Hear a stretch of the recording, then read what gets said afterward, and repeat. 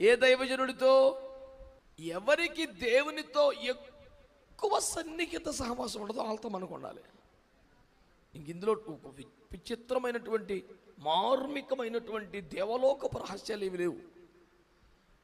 యోహాను అంటాడు, మాతో కూడా మీకు సహవాసము కలుగునట్లు ఈ మాటలు మీకు చెప్పుచున్నాం. మీతో నాకు ఎందుకు ఉండాలి సహవాసం అంటే, మేము ఏది నిదానించి చూసామో, ఏ వాక్యాన్ని మా చేతులతో తాకామో, ఎవరితో సహజీవనం చేసినంత పని మేము చేశామో ఆయన గురించి మీకు చెబుతున్నాం. అంటే ఎవరికి దేవునితో దగ్గరి సంబంధం ఉందో, ఎవరు దేవునితో సన్నిహితంగా ఉంటారో, ఎవరు దేవునిలో ఒక భాగమైపోయినట్లుగా బ్రతుకుతారో, ఎవరు దేవుని తోడిదే లోకమన్నట్టుగా పిచ్చి పెట్టుకొని ఆయన వెనకాల తిరుగుతారో, దేవునితో అవినాభావ అన్యోన్య అద్భుత పరిశుద్ధ సహవాసం ఎవరికి ఉంటుందో వాళ్ళతోనే మనకు సహవాసం ఉండాలి.